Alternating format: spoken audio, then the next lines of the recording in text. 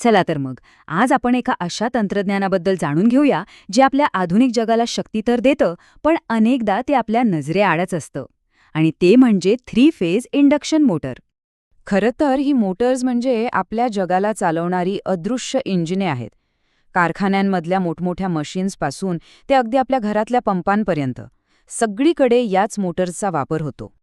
पण प्रश्न हा आहे की या मोटर्स नक्की फिरतात तरी कशा? चला, आजच्या या विश्लेषणात आपण हेच रहस्य उलगडूया. तर बघा, कोणतीही इंडक्शन मोटर असो, ती मुळात फक्त 2 भागांपासून बनलेली असते. आणि हे 2 भाग समजून घेतले की मोटरच्या रचनेचा पायाच पक्का होतो.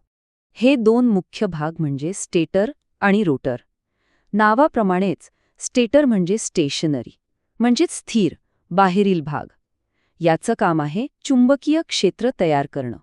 आणि रोटर म्हणजे रोटेटिंग, म्हणजेच फिरणारा आतील भाग. याचं काम आहे प्रत्यक्ष यांत्रिक शक्ती पुरवणं.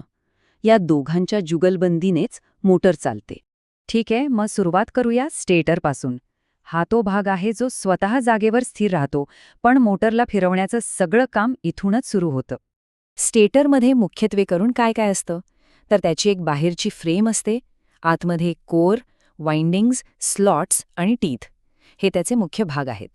यातला जो स्टेटर कोअर आहे तो सिलिकॉन स्टीलसारख्या फेरोमॅग्नेटिक मटेरियलच्या पातळ एकमेकांवर रचलेल्या थरांपासून बनलेला असतो. आणि याचं काम काय? तर चुंबकीय क्षेत्राला एक व्यवस्थित, कार्यक्षम मार्ग उपलब्ध करून देणं. आता एक इंटरेस्टिंग गोष्ट, हे थर एकावर एक का रचलेले असतात? यालाच लॅमिनेशन म्हणतात. आणि हे खूप महत्त्वाचं आहे, कारण यामुळे एडी करंट्स रोखले जातात. आता एडी करंट्स म्हणजे काय? तर सोप्या भाषेत सांगायचं तर हे म्हणजे ऊर्जेची गळती जी आपल्याला नको असते. ही एक अत्यंत हुशारीची रचना आहे, नाही का? आता या कोअरमधल्या स्लॉट्समध्ये तांब्याच्या किंवा ॲल्युमिनियमच्या तारा टाकलेल्या असतात. ह्यांनाच आपण वाइंडिंग्स म्हणतो. या वाइंडिंग्सला स्टार किंवा डेल्टा पॅटर्नमध्ये जोडलं जातं. आणि यामुळेच एक शक्तिशाली फिरणारं चुंबकीय क्षेत्र तयार होतं. हेच चुंबकीय क्षेत्र सगळा खेळ करतं.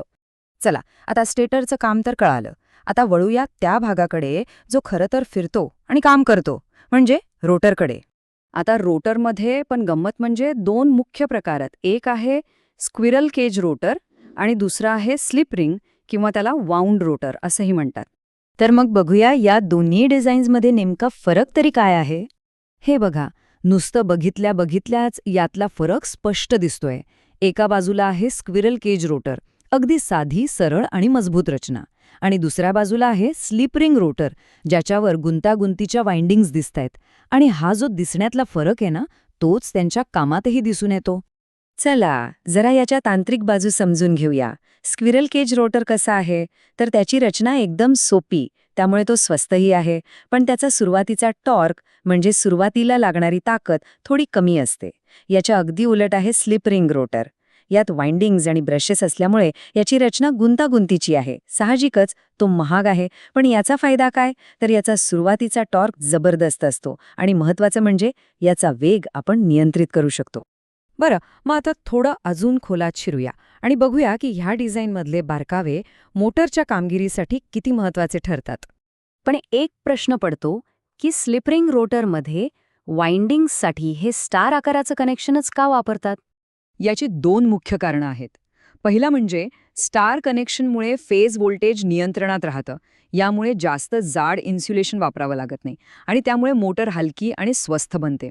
आणि दुसरं कारण जे खूप महत्त्वाचं आहे ते म्हणजे बाहेरून कनेक्शन जोडणं सोपं होतं. म्हणजे प्रत्येक फेजला आपण वेगळा रेझिस्टर जोडून त्याचा वेग नियंत्रित करू शकतो.